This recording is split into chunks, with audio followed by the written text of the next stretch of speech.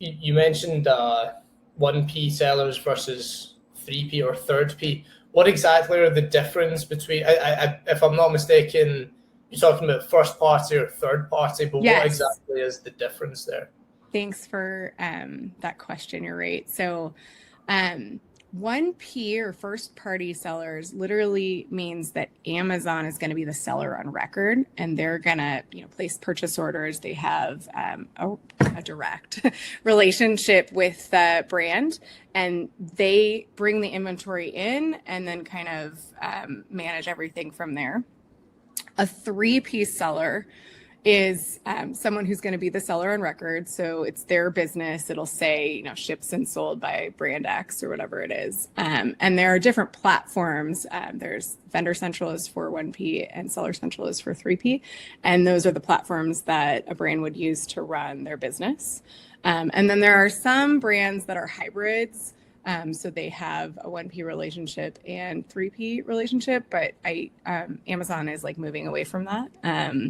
And kind of drawing some really firm lines in terms of revenue for where they want to have 1P direct relationships. If brands don't like hit those thresholds, then they're Amazon is pushing their that brand to 3P.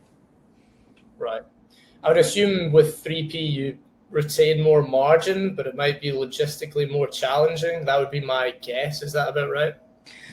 I mean, there are two ways that you could be a 3P seller, and it all ties back to shipping. So, like the traditional way is that a brand would be the seller on record and also manage how to get the product from sale to the customer's house. So shipping directly to the customer. And then there's fulfillment by Amazon FBA, where the brand would ship their inventory into an Amazon warehouse and let Amazon manage, all the shipping logistics. The second one is the one that I think is better for one's business. The problem is there's a lot of unit costs that a brand would need to, or a founder brand would need to be just like adept at, because there's fees associated to that and that can really eat into the margins. But, I've worked with thousands of brands, both in the 1P and 3P spaces and brands of all sizes. And my recommendation, especially for founder-led brands, is usually 3P. And the reason why is that you just have better control over your pricing, your content, and your inventory. And also Seller Central, I'm sorry to say, it's got better reporting, okay? And so that helps you just be more effective at managing your business. And then, to your point, you just have more flexibility in your margin because you have that full control. So I would just say, if you are a new seller, which Amazon defines both by time on the platform and revenue, Digital Pedigree actually has a partnership with Amazon's Strategic Account Services Program. It's another Amazon acronym, which is SaaS, unfortunately. And that can get you 12 months of dedicated internal Amazon support to help you grow. It's really just like a fast track through some of this stuff that can bog these founders down or any business down. So you get dedicated internal Amazon support to help you grow your business. And this is something that Digital Pedigree can help brands get. You can just drop some time on our calendar at digitalpedigree.com/schedule.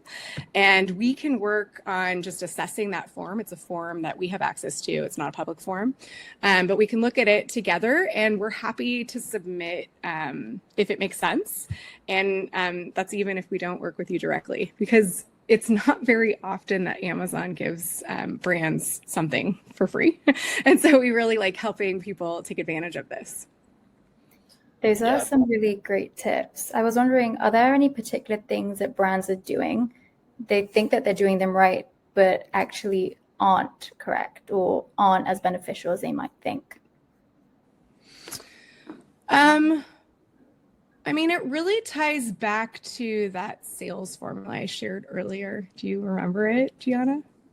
traffic times conversion times ASP equals sales. That's exactly right. Yeah, it's the most, it seems simple, but the brands we work with are looking at their sales formula performance on a regular cadence.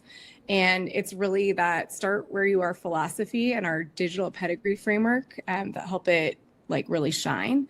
I really believe that in this equation, traffic is the most controllable input. So if you're either building your business, you're like focused on these foundational concepts of inputs and data and mechanisms, or you're like in a growth mode and you're focused on customers and testing and iteration, you can't really like effectively grow your business if you don't have a solid foundation. And we also actually have a tool. So if you don't know your sales formula performance, we have a tool that you can use, the sales formula worksheet. And again, you could schedule some time with us and we're happy to calculate it with you together because we really just feel like Amazon and e-commerce is just down to some simple math. It's not magic.